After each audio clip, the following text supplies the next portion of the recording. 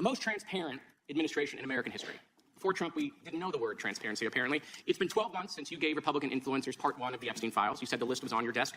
It's sitting on my desk right now to review. And a memo came out and said that there was no list. Phase 2 of the binders never happened. Our memo on Epstein clearly points out that there was no client list. The President of the United States says the Epstein thing is a hoax. This is a Democrat hoax. He blasts his own base for wanting the release of the files. They're stupid people. And he called me a traitor for standing with these women and refusing to take my name off the discharge petition. He blamed Barack Obama. They were made up by Obama. Republicans voted against the release of the files in the Rules Committee.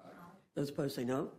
And they refused to even return to the Rules Committee until they could be protected from future votes on the release. There's no purpose for Congress to push an administration to do something that they're already doing.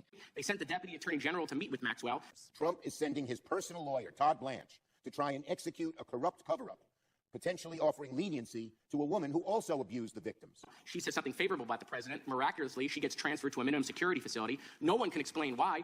And after the interview, Ghislaine Maxwell got the special treatment of being moved from her prison in Florida to a minimum security prison in Texas. Miraculously, the leaks to the Wall Street Journal stopped. We come back from break. We have the Massey discharge petition. Republicans drop a rule, a non-binding resolution trying to kill the Massey discharge petition. So the rest of it is a political game that Democrats are playing, and I hope Republicans don't join in it. The White House says passing the Massey discharge petition is a hostile act. The hostile act has been against these women for so many years now. The hostile act is covering up for Jeffrey Epstein and everyone else that's been involved in this.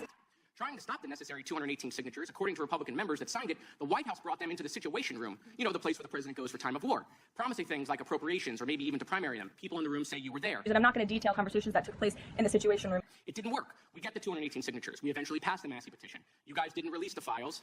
You were forced by Congress. Every member of the House except one and the entire Senate.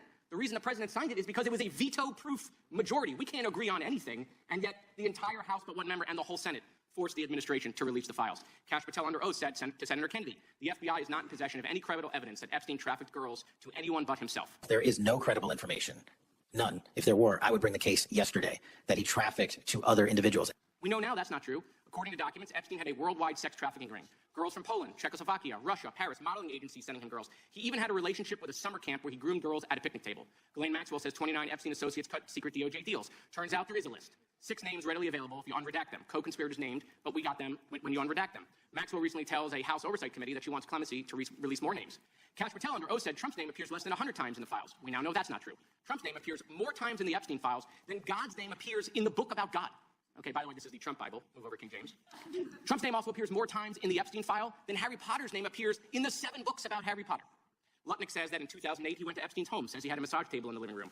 Massage table in the middle of your house? How often do you have a massage? But Epstein said he got one every day, that it was the right type of massage. He and his wife decided to leave and say they'll never be in a room with him again. My wife and I decided that I will never be in the room with that disgusting person ever again. Howard then says, I'm sure the Epstein stuff is all on video. He was the greatest blackmailer of all time. What happened in that massage room, I assume, was on video. This guy was the greatest blackmailer ever. Well, how would Howard know that? But now the files are public, and in 2012, we found out that he and his family are on Epstein Island. After Epstein pled guilty to state charges. I did have lunch with him as I was on a boat going across on a family vacation. My wife was with me, as were my 4 children and nannies. I had another couple they were there as well with their children, and we had lunch on the island. I'm from Florida. I take my family to Disney World, not to Epstein Island. There are documents in the files that dispute the president's claim that he kicked Epstein out of his club. Allegedly, the president said that he asked Epstein to leave. And people were taken out of the spa, hired by him. And then not too long after that, he did it again, and I said, out of here. That's disputed, though, statements from the manager of the club. At the time, did you know why he was taking those young women, including Virginia? No, I didn't know. I mean, I would figure it was ABC fake news that would ask that question, one of the worst.